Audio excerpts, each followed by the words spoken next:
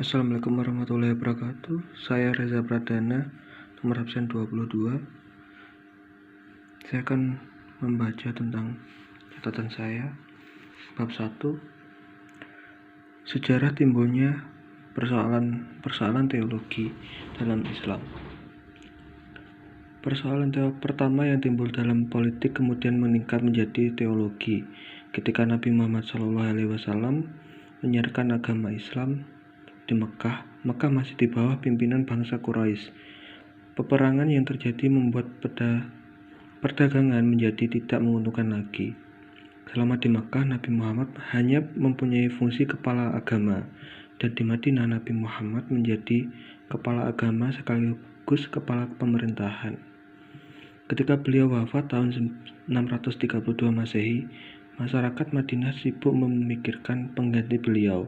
Sejarah meriwayatkan Abu Bakar disetujui sebagai khilafah dan kemudian digantikan oleh Umar ibnu Al-Khattab, dan Umar digantikan oleh Utsman ibnu Affan dan Ali ibnu Abi Thalib adalah pengganti terkuat.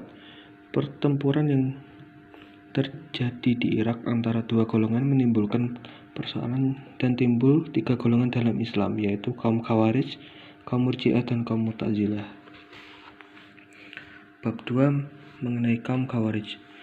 Kaum Khawarij adalah kaum yang terdiri atas pengikut Ali yang meninggalkan barisannya karena tidak setuju dengan sikap Ali. Selanjutnya mereka menyebut diri mereka Syuroh, yang berasal dari kata Yasri atau menjual, yang berarti mereka adalah orang-orang yang siap mengorbankan diri untuk Allah. Dalam pertempurannya dengan Ali, kaum Khawarij mengalami kekalahan. Sungguh pun telah mengalami kekalahan, kaum Khawarij tetap menyusun barisannya dan terus meneruskan perlawanan terhadap kekuasaan Islam resmi di dinasti Umayyah dan Abbas. Golongan-golongan kaum Khawarij. Yang pertama, Al-Muhakimah, merupakan golongan yang menaati Ali setelah terjadi takhim atau arbitrase. Yang kedua, Al-Azariqah, golongan yang dipimpin oleh Nafi ini mengkafirkan setiap orang yang tidak ikut campur atau dalam kata lain tidak berhijrah. Yang ketiga, Al-Najat, golongan ini berpendapat bahwa orang yang berdosa besar yang menjadi kafir dan kekal dalam neraka adalah orang Islam yang tak sejalan dengan golongannya. Selanjutnya, Al-Ajaridah, golongan ini adalah pengikut dari Al-Karim Ibnu Ajrad. Golongan berpendapat bahwa berhijrah bukanlah kewajiban melainkan kebajikan.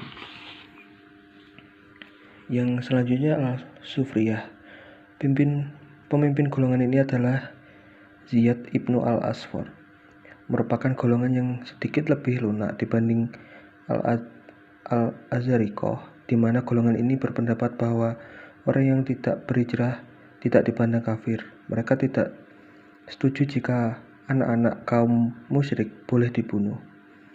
Yang selanjutnya, yang terakhir, Al-Ibadiyah, golongan paling moderat di antara kaum Khawarij.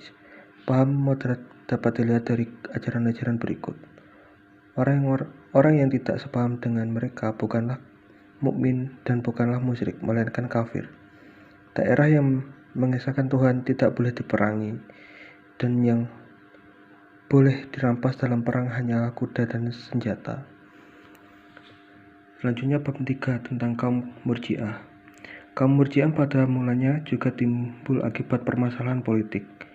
Kaum Murji'ah tidak mau menentukan iman seseorang, dalam kata lain, menentukan seseorang kafir atau bukan. Kaum Murji'ah mempercayai beberapa hal, yaitu dosa besar yang diperbuat, penyelesaiannya di hari perhitungan kelak. Orang yang berdosa besar tetaplah seorang mukmin, bukan kafir. Yang menentukan mukmin dan kafirnya seseorang hanyalah kepercayaan atau imannya dan bukan perbuatannya atau amalnya. Kaum Murji'ah terbagi menjadi beberapa golongan, yaitu golongan moderat. Golongan ini berpendapat orang yang berdosa besar bukanlah kafir, tetapi akan dihukum dalam neraka sesuai dengan besarnya dosa yang diperbuat. dan ada kemungkinan Tuhan mengampuninya. Yang kedua, golongan ekstrim, perbuatan atau amal tidaklah penting. Yang terpenting adalah iman. Imanlah yang menentukan mukmin atau tidaknya seseorang. Mengenai iman, terdapat dua golongan yang berbeda. Dua golongan tersebut adalah golongan Al-Asy'ari. Iman yang membuat orang kafir keluar dari golongannya dan membuat tidak kekal di neraka. Iman yang membuat seseorang terhindar dari neraka, yaitu menjalankan segala yang wajib dan menjauhi segala dosa besar. Iman yang membuat seseorang memperoleh prioritas untuk langsung masuk surga tanpa perhitungan. Yang kedua, golongan Maturidiyah, Al-Bazawi. Iman adalah kepercayaan dalam hati yang dinyatakan dengan lisan. Orang yang berdosa besar tidak kekal dalam neraka. Dosa besar atau kecil tidak membuat seseorang kafir. Iman adalah kunci surga. Amal akan menentukan tingkatan surga bagi seseorang. Selanjutnya adalah bab 4, Qadariyah dan Jabariyah. Tuhan adalah pencipta alam semesta, termasuk di dalamnya manusia sendiri. Selanjutnya, Tuhan bersifat maha kuasa dan mempunyai kehendak yang bersifat mutlak. Kaum Qadariyah,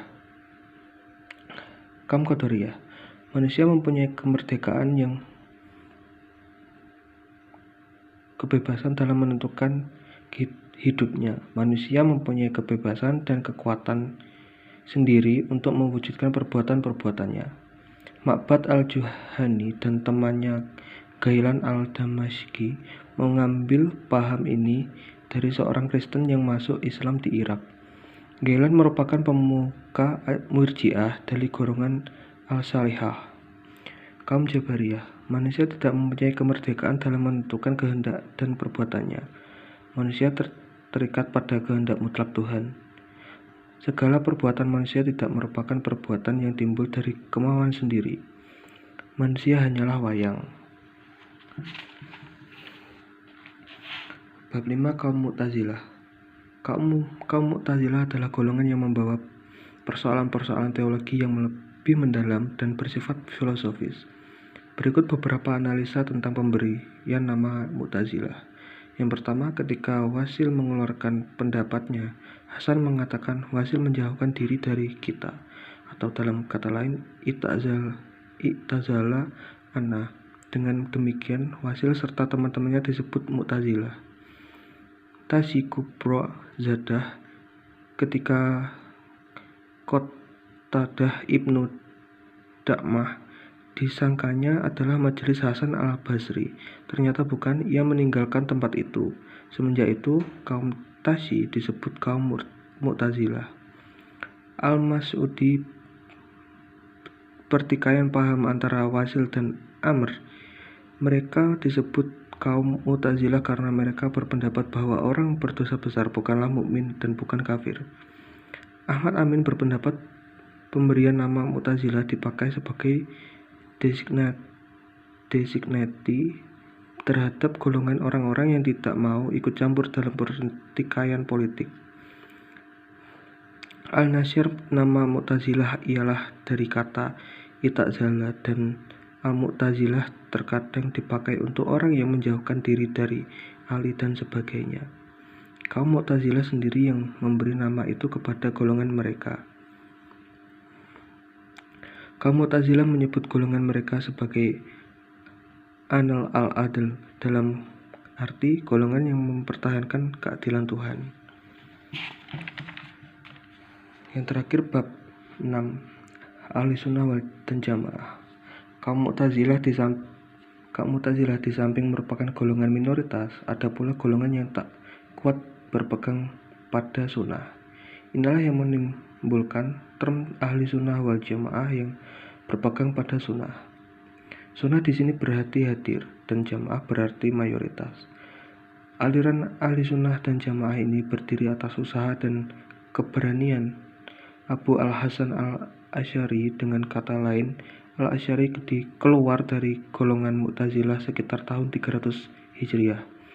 Al-Asy'ari meninggalkan paham Mu'tazilah ketika golongan ini sedang dalam fase kemunduran dan kelemahan. Dengan demikian, Al-Asy'ari keluar dari golongan dan menyusun teologi baru yang sesuai dengan aliran yang berpegang teguh pada hadis. Menurut Al-Asy'ari, perbuatan manusia bukanlah diwujudkan oleh manusia sendiri. Mengenai antroponormisme, Al-Asy'ari berpendapat bahwa Tuhan mempunyai muka, tangan, mata, dan sebagainya dengan tidak ditentukan bagaimananya. Aliran Maturidiyah, sistem pemikiran teologi yang ditimbulkan Abu Mansur. Tuhan mempunyai sifat-sifat, menolak ajaran Mu'tazilah, sependapat dengan Al-Asy'ari tentang dosa besar.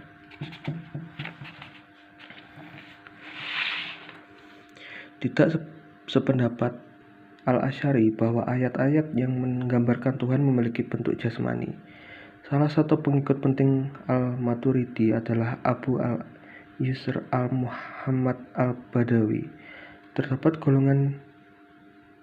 dua golongan Al-Maturidi, yaitu golongan Sumarkan, yaitu pengikut-pengikut Al-Maturidi sendiri dan lebih dekat dengan paham Mu'tazilah. Dan yang selanjutnya golongan Bukhara, yaitu pengikut Al-Bazawi dan lebih dekat dengan pendapat Al-Asy'ari. Demikian hasil baca saya. Wassalamualaikum warahmatullahi wabarakatuh.